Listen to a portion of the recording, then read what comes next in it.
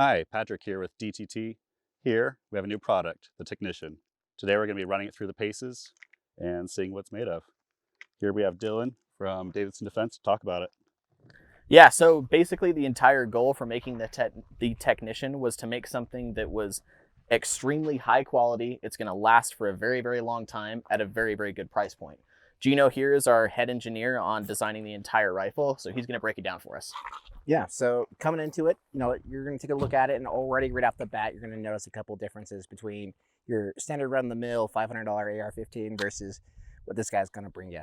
Starting to tip the butt here, we're going to start with our A2 flash hider. The Army's been using this forever. The Marine Corps, Air Force, all those good guys. So there must be something pretty good to it. So we got that thrown on there, but it's perfect for just everyday shooting. It's perfect for going out and shooting at night if you've shot under nods before.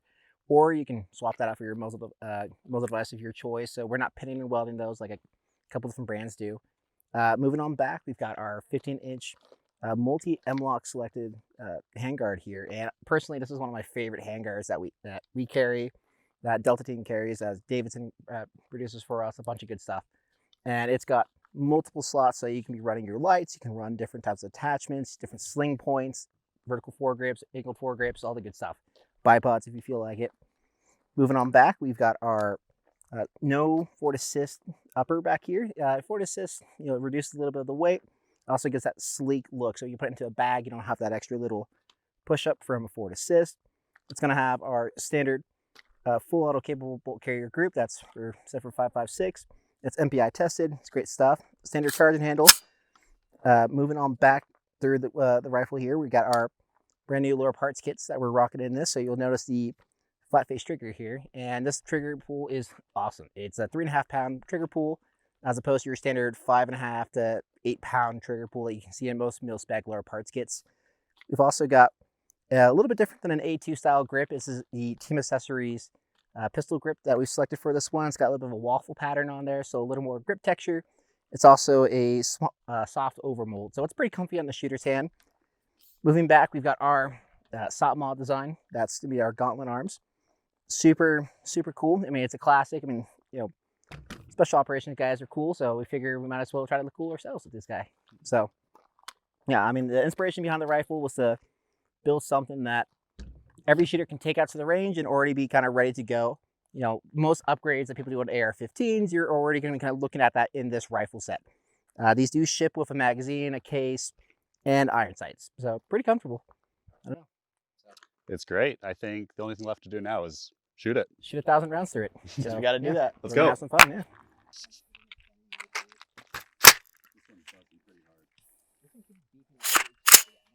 Going hot.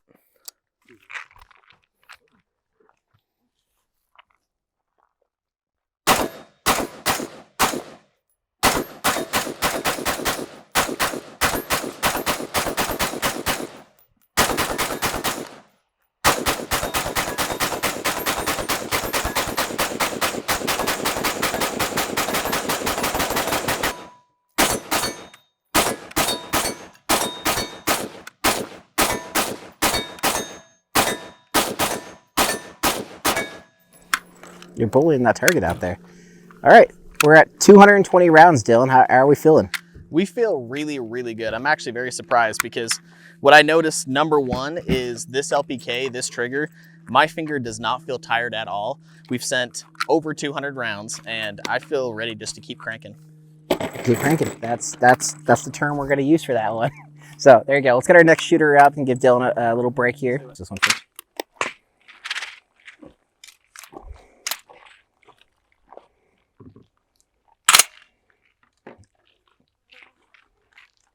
Now we're good. Going hot. Ooh, going very hot.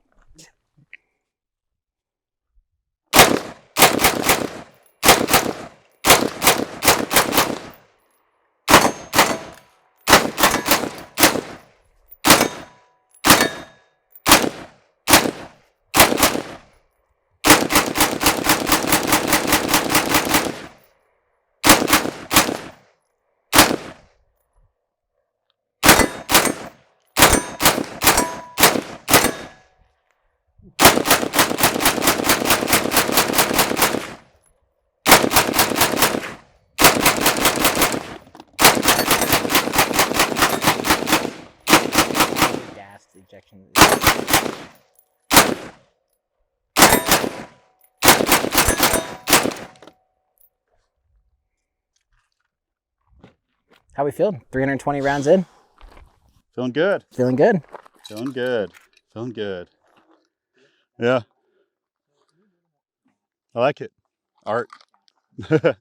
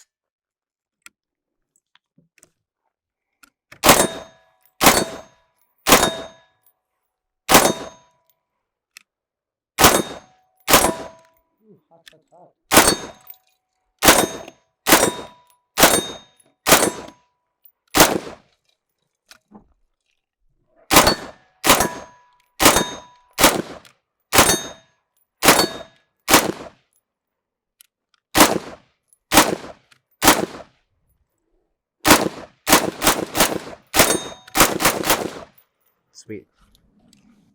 Little. Let's check the gas block real quick. Let's do a semi cut here. Yeah. I think it may have been a little crooked because our gas is that 3? Going to 3? It's going. Yeah, it's going. I mean, it's looking pretty. It's hot. It's very hot. It's good. Just a little more gas. I mean, it's 223. So. Not as hot. Not as. So, I mean, it's looking pretty good, but the handguard's staying good. The gas block's tight. I mean, let's fire a little more and see what happens. Yeah, see what happens. But it runs. It's running. It's shooting. Little low on the, little under gas, but we'll see.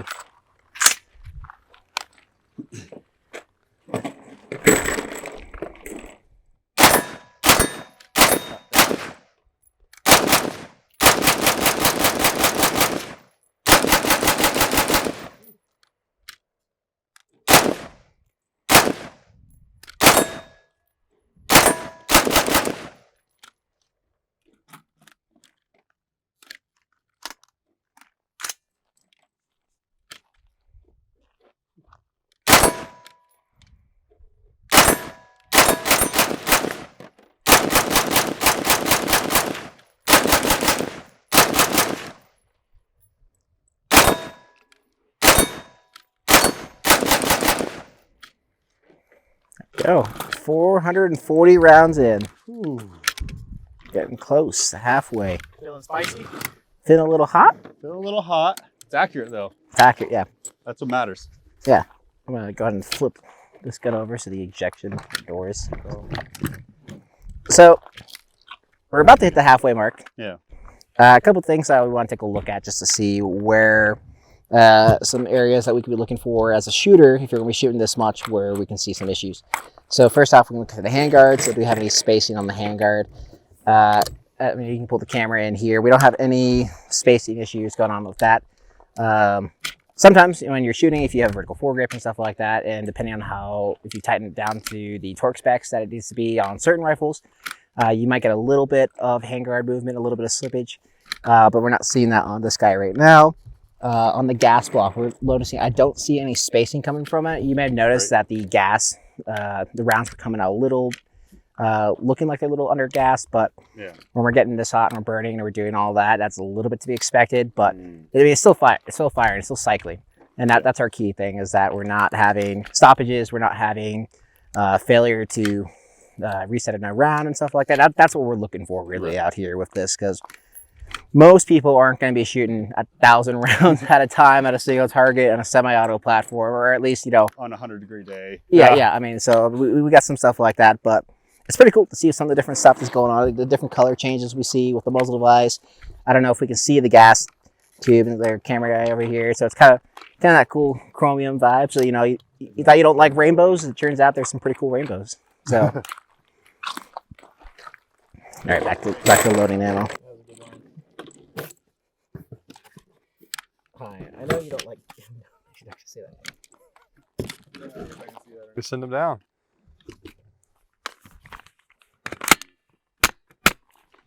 All right. Going hot.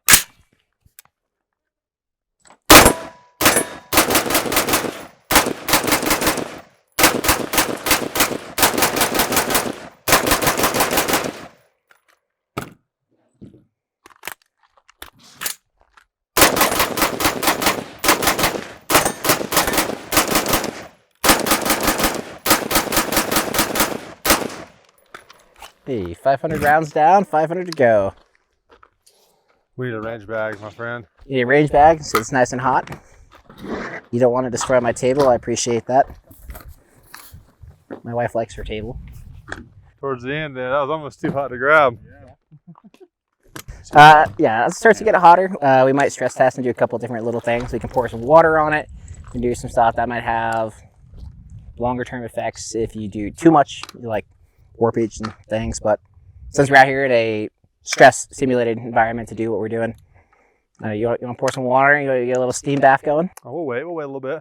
But I think the point is to make sure you can get a gun you can trust with your life, you know, but on a budget. So That's that key thing. Let's stress test it and then dump water on it. That's good. Yeah. All right, here we go. We'll do this next 30 rounds and then we'll see where we're at.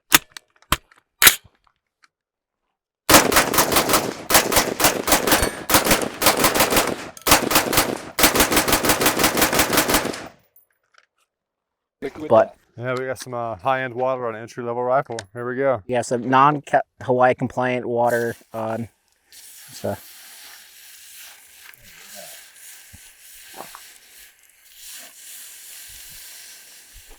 We're definitely serious.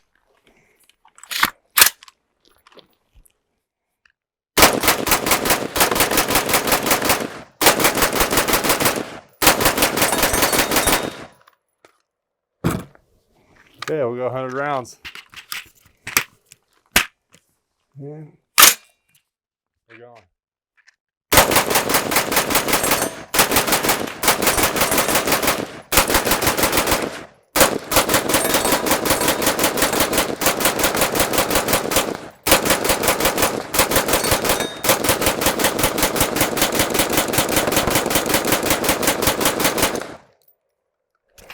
What? She's a little steamy. She's spicy. Lock it back to the rear. Make sure there's not one in there. Nice. Have a failure to lock back. Well, I mean, on a KCI magazine, I want to point out over here. Let's try it normal mag. Just make sure it locks. Just function testing. We're just making sure. Hey. Hey, there we go. So believe it or not, your 100-round mag may not be the most reliable to lock back your bolt.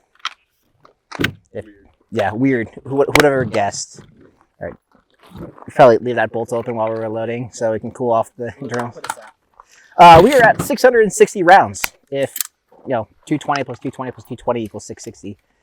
But I majored in political science, so I don't know how to count. That's why we have an accounting department. Thousands a lot. Yeah. All right. So we're at 660. Let's shoot another 220 rounds. We'll go ahead and start off with the nice 100-round mag here. Oh, look, our steel target.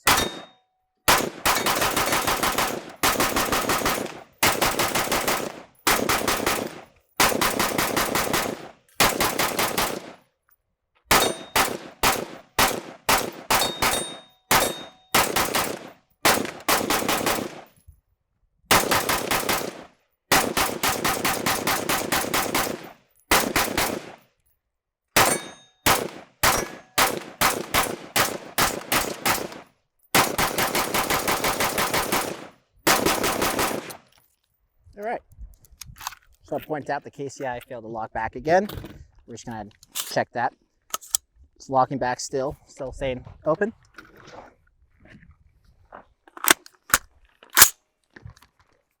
This is getting extremely hot. So.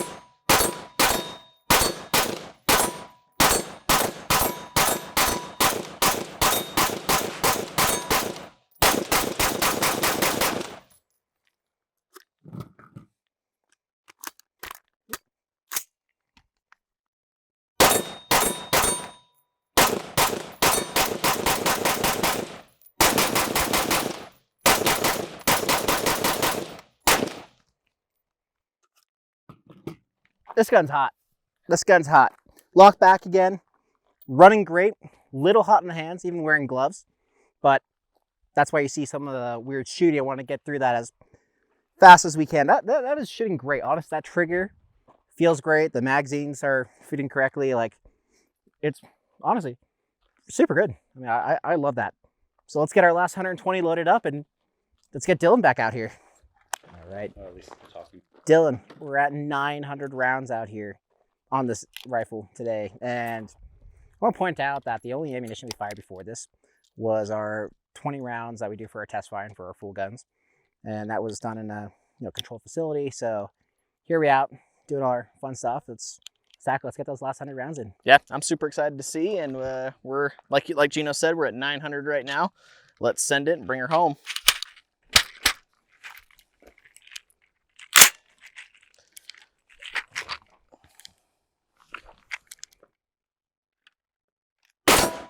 Whew, yeah, that's hot.